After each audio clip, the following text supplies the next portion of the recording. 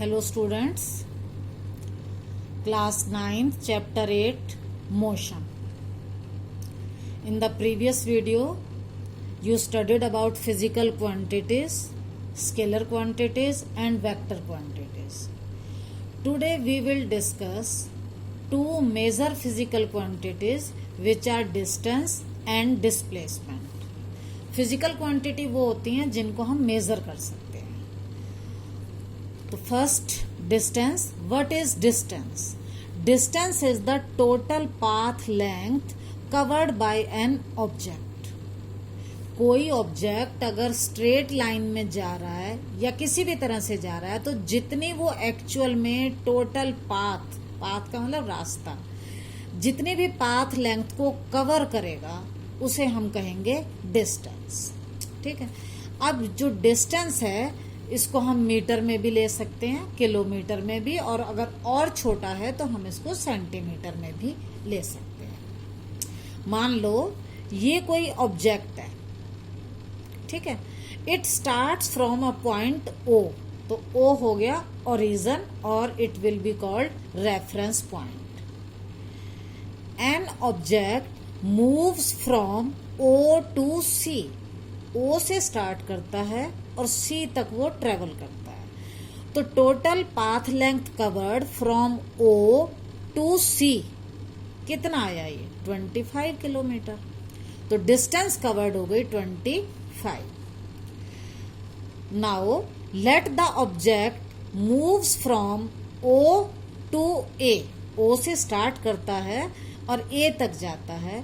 तो total path length covered will be O to A, that will be 60 kilometre.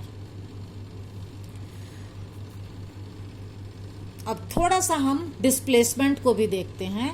Displacement का क्या मतलब है? डिस्प्लेसमेंट का मतलब है the shortest distance measured from initial to final position of an object.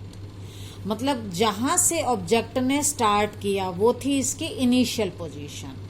जहां पर ऑब्जेक्ट लास्ट में है एंड पॉइंट पर, वो होगी उसकी फाइनल पोजीशन. और उन दोनों पॉइंट के बीच की जो शॉर्टेस्ट डिस्टेंस होगी उसे हम कहेंगे डिस्प्लेसमेंट. एग्जाम्पल से ये ज्यादा क्लियर होगा. मान लो let an object moves from O to C. हम डिस्टेंस पहले ही निकाल चुके हैं. Now we will find out the displacement. In this the initial position कहाँ है? ओ पर. फाइनल पोजीशन कहाँ है? सी पर. इनिशियल पोजीशन ओ है, फाइनल पोजीशन है सी. तो डिस्प्लेसमेंट होगा ओ सी. ओ सी कितना है? ये 25 किलोमीटर. ठीक है. नेक्स्ट केस में when object moves from O to A. In this case initial position O है और final position है A. तो डिस्प्लेसमेंट होगा इनिशियल से लेकर फाइनल तक की शॉर्टेस्ट डिस्टेंस OA. और OA कितना है? 60. ठीक है. नेक्स्ट हम लेते हैं let an object moves from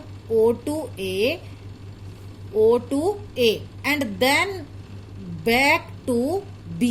पहले O से A तक गया और फिर वापस B तक आया. तो टोटल पाथ लेंथ कवर्ड हो जाएगी O to A. OA फिर वापस आया A से लेकर B तक, AB. तो ये होगी OA प्लस AB. अब OA था 60. AB कितना है? A से लेकर B तक. आप इसको ध्यान से देखो. ये है 35, 40. 5 हो गया. फिर 10 और 5 ऐड कर दो 15, और 5 ऐड कर दो 20, और 5 ऐड कर दो 25. तो ये जो AB है ये है 25. तो टोटल डिस्टेंस कवर्ड हो जाएगी 85 किलोमीटर. अब हम डिस्प्लेसमेंट को देखते हैं. डिस्प्लेसमेंट ऑब्जेक्ट कहाँ से स्टार्ट किया है? ओ से. कहाँ गया? ए तक. और फिर मुड़कर वापस आया बी तक. अब यहां पर है. तो इसकी इनिशियल पोजीशन क्या थी? ओ. और फाइनल क्या है? बी. इनिशियल पोजीशन है ओ, फाइनल पॉइंट है बी. तो डिस्प्लेसमेंट होगा इन दोनों के बीच की शॉर्टेस्ट डिस्टेंस OB। अब OB को आप देखोगे तो ये है 35, तो आंसर आया 35। देखो यहाँ पर डिस्टेंस भी 25 थी, डिस्प्लेसमेंट भी 25 था। सेकंड केस में भी डिस्टेंस 60, डिस्प्लेसमेंट भी 60, पर थर्ड केस में क्या हुआ, डिस्टेंस 85 है और डिस्प्लेसमेंट आया हमारा 35। अब हम फोर्थ पोजीशन देखते हैं। इसमें क्या है, object moves from O to A and then back to C। O से A गया और फिर वापस कहाँ आया, C तक। Let's first decide distance. Distance होगी OA, पहले A तक गया, plus AC, OA plus AC। OA आपको मालूम है 60 है, AC A से लेकर C तक, देखो ये 25, 30 तक 5 हो गया, और 5 ऐड कर दो, 10, 15, 20, 25, 30, 35, तो ये कितना हो गया, 95। अब हम देखते हैं डिस्प्लेसमेंट कितना है। डिस्प्लेसमेंट में इनिशियल हमने लिया था O से, ये वाला पॉइंट, और फाइनली वो कहाँ पहुंचा, C पर। तो O से लेकर C तक की जो डिस्टेंस है वो है 25, तो यहाँ डिस्प्लेसमेंट हो जाएगा 25। Distance and displacement both are different. Next situation, object moves from O to A and then back to A। O से ऑब्जेक्ट A तक गया और फिर वापस A से O तक आया। अगर हम डिस्टेंस लेंगे तो पहले O से A तक 60 आ गई, फिर वापस A से लेकर O तक फिर 60 आ गई, ये हो गया 120 किलोमीटर। Now displacement. डिस्प्लेसमेंट में इनिशियल पोजीशन हमने शुरू किया था A से, फाइनल पोजीशन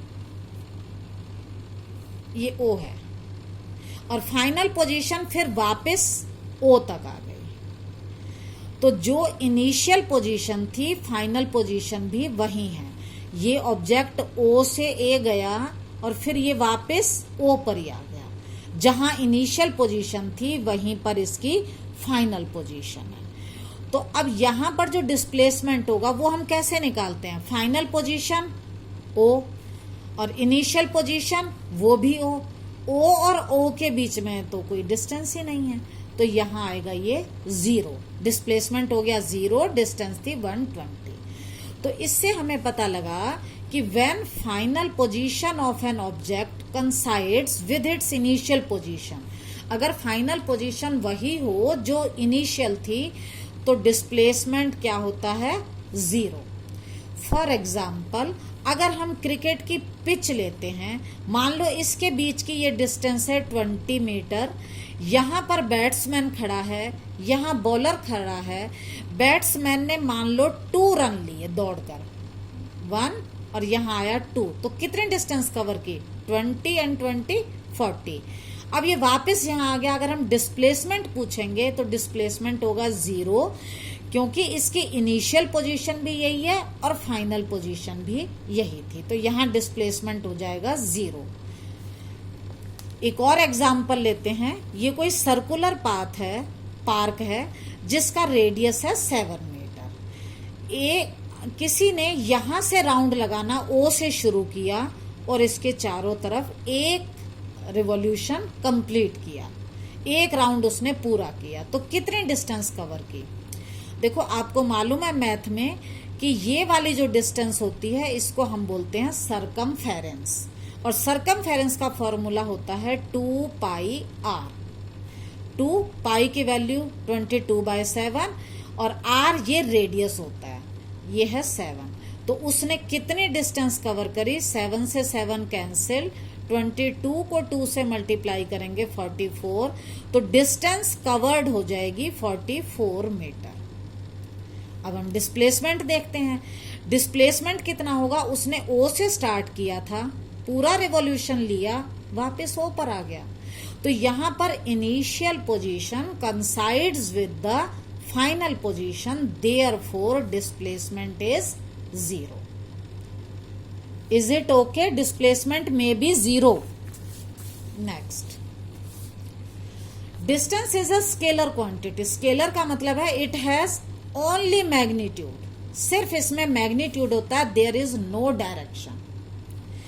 मान लो ये आपका घर है, ये आपका स्कूल है, आप यहां से स्टार्ट करते हैं इनिशियल पोजीशन से और फिर 5 किलोमीटर इधर गए, फिर गली आई, मुड़ गए 1 किलोमीटर, यहां पर आकर फिर आपने टर्न लिया 1 किलोमीटर, फिर टर्न लिया, फिर टर्न लिया और फिर डायरेक्ट गए, यहां आपका स्कूल आया। तो यहां आपकी कोई डायरेक्शन नहीं है, आप हर डायरेक्शन में जा सकते हैं।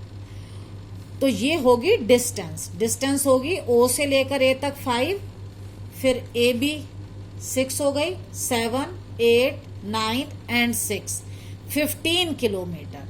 ये जो 15 किलोमीटर है ये मैग्नीट्यूड है, जिसमें एक न्यूमेरिकल वैल्यू है और ये इसकी यूनिट है। अब हम बात करते हैं डिस्प्लेसमेंट की। डिस्प्लेसमेंट में क्या है, इनिशियल पॉइंट और फाइनल पॉइंट, इसके बीच की शॉर्टेस्ट डिस्टेंस यही हो सकती है। आप इस डिस्टेंस को ऐसे नहीं ले जा सकते, यहां पर एक स्पेशल डायरेक्शन है और वो यही डायरेक्शन हो सकती है। तो displacement is a vector quantity because it has both magnitude and direction. मैंने इसको नापा नहीं है, लेकिन ओ से लेकर एफ तक के जितना भी स्पेस होगा वो इसका डिस्प्लेसमेंट होगा। तो इसमें मैग्नीट्यूड भी होगा और इसमें डायरेक्शन भी है। तो ये हो गई वेक्टर क्वांटिटी। अब जरा एक और प्रैक्टिस कर लेते हैं। ये कोई एक पार्क है जिसकी हर डायरेक्शन 100 मीटर 100 मीटर 100 मीटर है। मैंने इस पार्क के अंदर राउंड लेना शुरू किया और रीजन ओ से स्टार्ट किया और मैंने कितने राउंड कंप्लीट किए, 3 राउंड। ठीक है, 1 राउंड, फिर 2 राउंड, फिर 3 राउंड। मैंने इसमें 3 राउंड किए। तो आप बताओ उसमें कितना डिस्टेंस होगा और कितना डिस्प्लेसमेंट। आप कैसे लगाओगे? देखो, डिस्टेंस के लिए पहले आपने ओ से ए तक गए 100, यहां तक 200, 300, 400। एक राउंड में आप चल रहे हो 400 मीटर। आपने लिए 3 राउंड, दूसरे राउंड में फिर 400 और थर्ड राउंड में आपके फिर 400। तो ये टोटल हो गए 1200 मीटर। ये आपकी डिस्टेंस हो गई। अब हम डिस्प्लेसमेंट देखते हैं। हमने स्टार्ट किया था ओ से, 1 राउंड वापस आ गए, 2 राउंड फिर यहीं आ गए, 3 राउंड फिर यहीं आ गए। तो यहां पर क्या हुआ, ओरिजिनल पोजीशन या initial position coincides with the final position, so displacement will be 0। हम जहां थे वहीं आ गए। अच्छा, अगर यहां पर हमने 2.5 राउंड लिया होता तो क्या होता? देखो, 1 राउंड में आपको पता है 400 जा रहा है, 2 राउंड में 400 और हो गया, फिर हाफ राउंड लिया है। हाफ का मतलब ये 100 और ये 100, तो ये कितना हो गया, 100 + 100 और 2 राउंड में आपका 800 था। तो डिस्टेंस आ गई आपकी 1000 मीटर। अब डिस्प्लेसमेंट हम कैसे निकालेंगे? डिस्प्लेसमेंट के लिए हमें लेनी है initial position O, final position B. तो ये जो ओ बी है, it will be the displacement O B. अब ओ बी को हम कैसे निकालें, क्योंकि इसको नापेंगे थोड़ी और एक्चुअल में ये नाप कर बनाया भी नहीं गया। तो इसके लिए यहां लगेगी आपके मैथ की पाइथागोरस थ्योरम। पाइथागोरस में ये आपका होता है हाइपोटेन्यूज, ये होता है आपका बेस और ये होता है परपेंडिकुलर। तो पाइथागोरस थ्योरम में hypotenuse square equal to base square plus perpendicular square, ये फॉर्मूला है पाइथागोरस थ्योरम का। इसका स्क्वायर इक्वल होता है इसके स्क्वायर प्लस इसके स्क्वायर के। तो जब हम इसको सॉल्व करेंगे, स्क्वायर को हटाने के लिए हम इसका स्क्वायर रूट बना देते हैं। जब भी हमें यहां से स्क्वायर हटाना हो तो इसका स्क्वायर रूट बना दो। ओ ए 100 का स्क्वायर, फिर 100 का स्क्वायर। इसको सॉल्व किया तो ये आ गया 2 के बाद 40। इसको हम क्या करते हैं, अब 2 × 100 × 100। अब स्क्वायर रूट के अंदर ये एक पेयर बन गया, तो तो ये पेयर बाहर आ जाएगा 100√2। ये इसका आंसर होगा डिस्प्लेसमेंट का। आप इस तरह की और प्रैक्टिस करिए। और फिर बात आती है डिस्टेंस और डिस्प्लेसमेंट में डिफरेंस क्या है। बहुत सारे मैं आपको बता चुकी हूँ। पहला डिफरेंस तो हो जाएगा इनकी डेफिनेशन का। दूसरा डिफरेंस हो जाएगा it may be zero, it may not be zero. Third difference हो जाएगा दे मे और may not be equal to displacement. और इसके बाद है it is a scalar quantity, it is a vector quantity. तो ये आपके डिफरेंस हो जाएंगे। Thank you.